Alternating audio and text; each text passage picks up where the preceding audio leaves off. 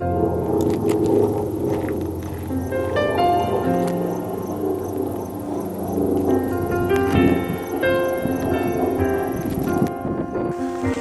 beautiful part, I mean, as sad as the 4 Mile fire is with the loss of homes, is we did take all this, the history of the last 30 years of fire, and we really used it to our advantage and did the best we could. And although we lost 169 homes, we saved thousands of homes, and that's what we try to look at. I'm Jay Stallnacker with the Boulder County Sheriff's Office. I am the Fire Management Officer for Boulder County. I was the Operations Section Chief on the Olde Stage Fire. So sort of two different environments for fire to grow and live in.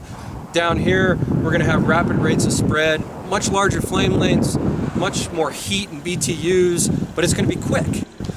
But as we go up in elevations, you'll see a timber fire, a crown fire, fire that's in condensed groups of trees in forested acreage. And once it establishes itself in that fuel model, it's devastating. My name is John Martney. I live in Boulder Heights on Deer Trail Road, and lived here since 1976. And so we've been through several fires, both the Olde Stage fires, the Overland Mountain fire, and now the 4 Mile Canyon fire. Fire started just about a mile or two down the road. It was a very windy day. Winds gust up to 90 miles an hour, sustained at 50 to 60. Generally speaking, during these high fire events, we can't use aircraft because it's too, you can't fly aircraft beyond 20 miles an hour wind. So here we're stuck with a bunch of fire engines and fire guys with tools trying to put these fires out. Somehow a power line was compromised, either a tree limb or a telephone pole or something broke or snapped, and basically what we believe happened is there was some sort of arcing from one of those electrical lines. We had horses down at an Olde Stage Road at Joda Ranch along the highway there, and so we went down and tried to and move the horses out, help move horses out, and ended up loading horses just as fast as you could.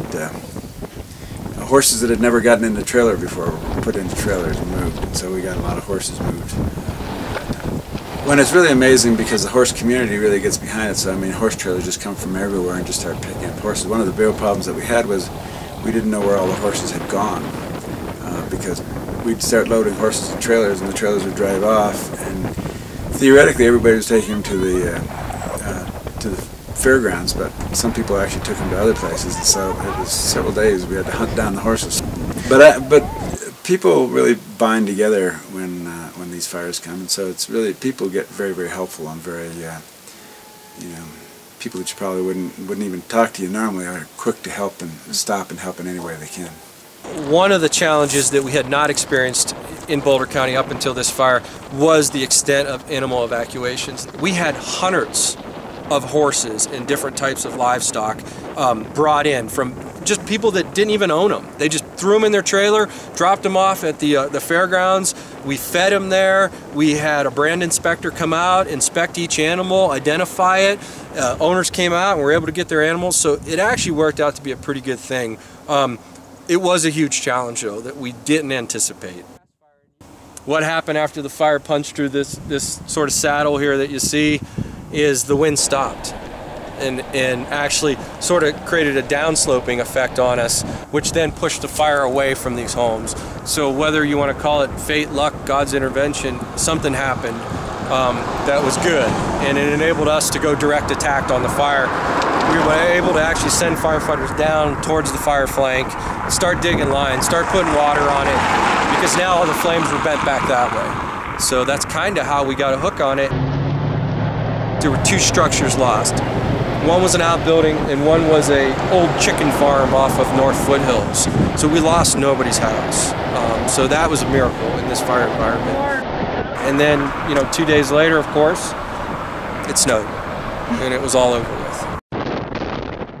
We got pushed pretty hard here that night. I mean, once it punched through here, it ran up this hill, and I mean, we were chasing spots all along this hillside. I thought for sure we were going to lose it.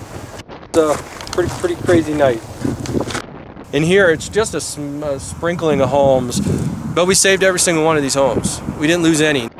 Most of our large fires historically over the past 30 years have occurred in what we typically would have considered our off-season, our downtime.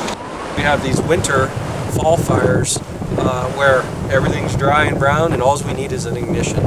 The grass and the fire traveling in the grass is our biggest concern in this sort of fuel model.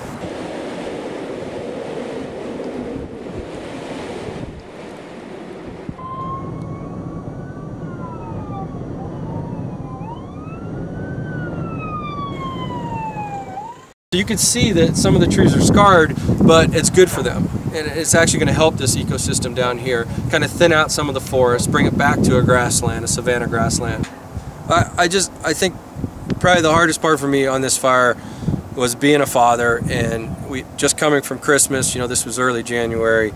I had to drive this road many times, and the whole fire perimeter throughout the evening, throughout the days the fire was occurring, and some of the hardest moments for me was looking in these windows and seeing those Christmas trees with the unwrapped presents, and you know, just knowing that families live here, people live here. It wasn't just a home we were protecting, it was memories, and that was important to all of us, and I think that's what drove us to succeed and work as hard as we did, each one of us as fathers and brothers and husbands and just homeowners. I think it made a difference for all of us as firefighters, as police officers. So it was tough, and you know, it's just something that will stick with me for quite a while, I imagine.